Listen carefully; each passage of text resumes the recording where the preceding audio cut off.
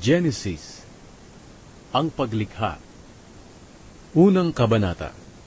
Nang pasimula, nilikha ng Diyos ang langit at ang lupa. Ang mundo noon ay wala pang anyo at wala pang laman. Ang tubig na bumabalot sa mundo ay balot ng kadiliman, at ang Espiritu ng Diyos ay kumikilos sa ibabaw ng mga tubig. Sinabi ng Diyos, magkaroon ng liwanag, at nagkaroon nga ng liwanag. Nasiyahan ng Diyos sa liwanag na nakita niya. Pagkatapos, inihiwalay niya ang liwanag sa kadiliman. Tinawag niyang araw ang liwanag, at gabi naman ang kadiliman. Lumipas ang gabi at dumating ang umaga. Iyon ang unang araw. Pagkatapos, sinabi ng Diyos, magkaroon ng pagitan na maghihiwalay sa tubig sa dalawang bahagi, at nagkaroon nga ng pagitan na naghihiwalay sa tubig sa itaas at sa tubig sa ibaba.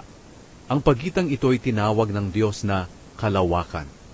Lumipas ang gabi at dumating ang umaga. Iyon ang ikalawang araw.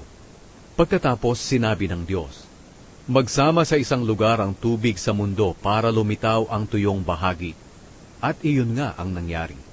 Tinawag niyang lupa ang tuyong lugar, at dagat naman ang nagsamang tubig. Nasiyahan ng Diyos sa nakita niya. Pagkatapos sinabi ng Diyos, magsitubo sa lupa ang lahat ng uri ng halaman, ang mga tanim na nagbubunga ng butil, at ang mga punong kahoy na namumunga ayon sa kani-kanilang uri, at iyon nga ang nangyari. Tumubo sa lupa ang lahat ng uri ng halaman, ang mga tanim na nagbubunga ng butil, at ang mga punong kahoy na namumunga ayon sa kani-kanilang uri. Nasiyahan ng Diyos sa nakita niya. Lumipas ang gabi at dumating ang umaga.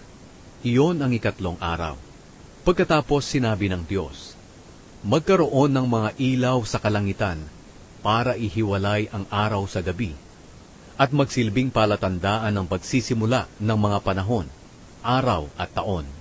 Magningning ang mga ito sa kalangitan para magbigay liwanag sa mundo. At iyon nga ang nangyari. Nilikha ng Diyos ang dalawang malaking ilaw.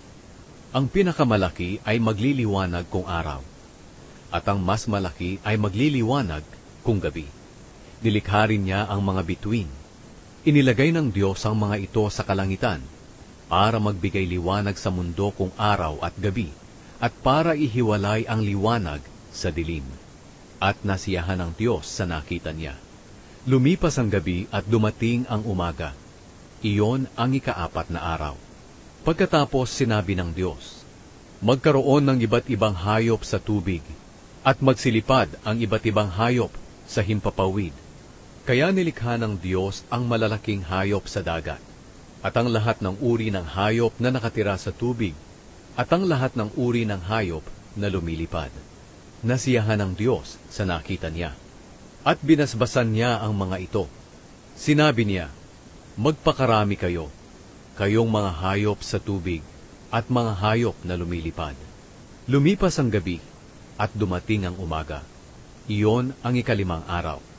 Pagkatapos sinabi ng Diyos, magkaroon ng iba't ibang uri ng hayop sa lupa, mga hayop na maamo at mailap, malalaki at maliliit. At iyon nga ang nangyari. Nilikha ng Diyos ang lahat ng ito at nasiyahan siya sa nakita niya. Pagkatapos sinabi ng Diyos, likhain natin ang tao ayon sa ating wangis.